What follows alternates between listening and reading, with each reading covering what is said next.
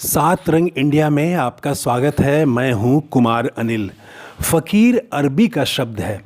भारत को फ़कीरी पसंद है। आबिदा परवीन ने क्या गाया है, मन लागो यार फ़कीरी में।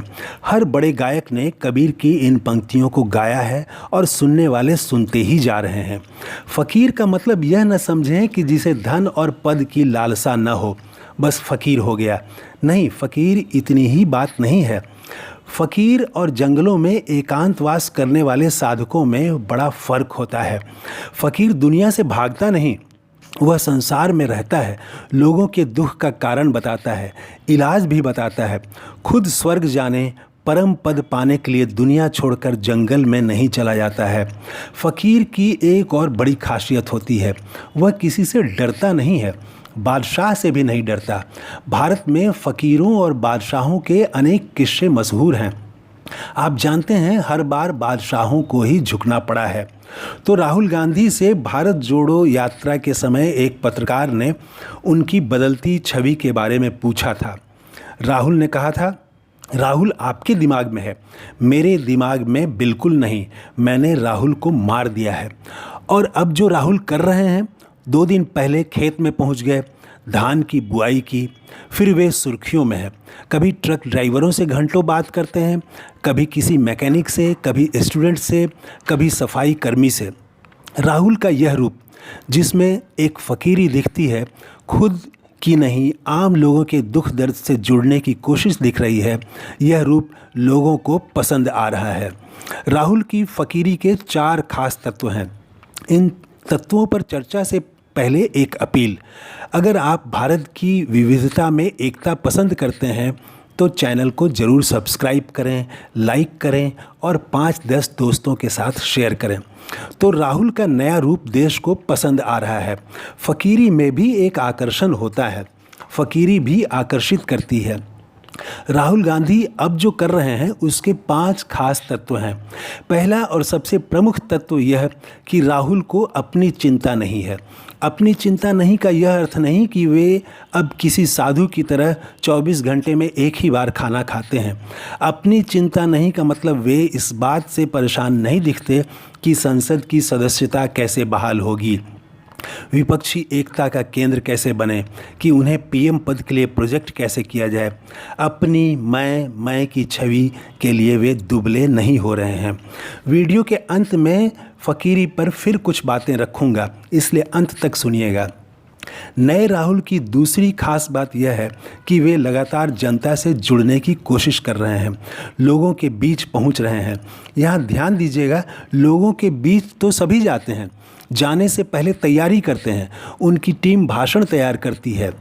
हर छोटी छोटी चीज़ इस तरह से सजाई जाती है कि जाने वाला छा जाए, भाषण दे और धन्यवाद बोलकर चल दे। राहुल अचानक पहुंच जा रहे हैं।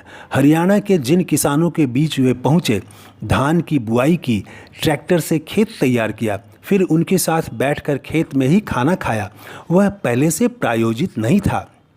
खुद कांग्रेस के लोगों को पता नहीं था, इसलिए पहले यह खबर उनके माध्यम से नहीं आई। राहुल जिस तरह लगातार जनता से जुड़ने की कोशिश कर रहे हैं, वह भारत जोड़ो यात्रा का ही विस्तार है।